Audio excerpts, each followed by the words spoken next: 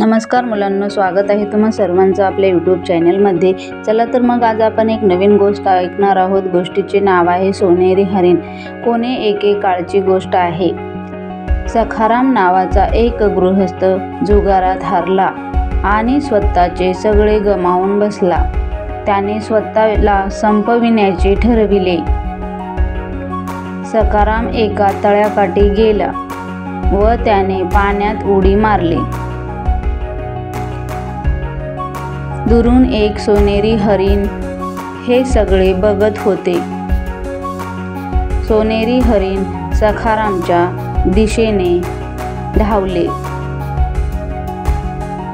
व त्याने सखारामला पाण्याबाहेर काढले। हरिण सखारामला सोडून जाताना म्हणाले की मी तुझे प्राण वाचविले आहेत। मी येथे राहतो हे तू कोणालाही कृपा करून सांगू नकोस।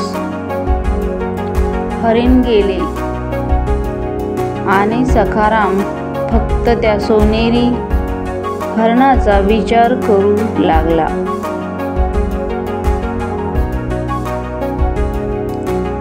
एके दिवशी राजाच्या राणीला स्वप्नात एक सोनेरी हरिण दिसले। राणीला ते हरिण पाहण्याची इच्छा झाली। राजा दवंडी पिटविली की ज्याला सोनेरी हरणाबद्दल माहिती आहे त्याने दरबारात यावे, त्याला बक्षीस दिले जाईल।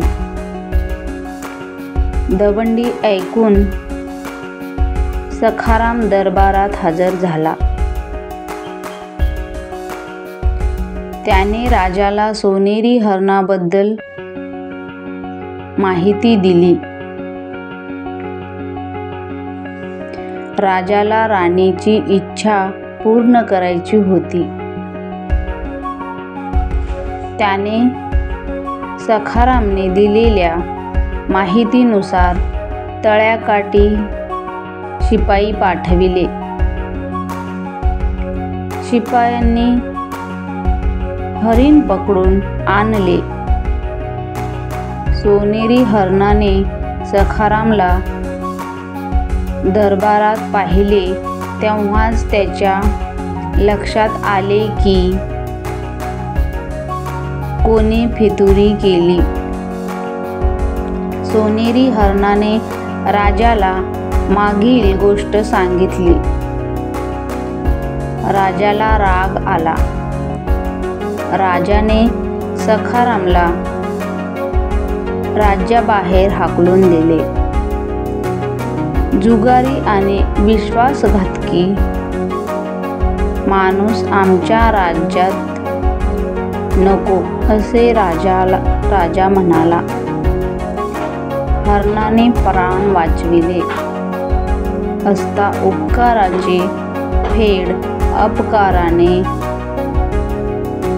करायला निघालेल्या सखारामची अवस्था वाईट झाली।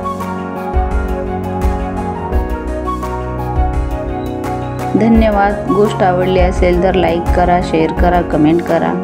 चॅनलला सबस्क्राईब करायला विसरू नका। थँक्यू।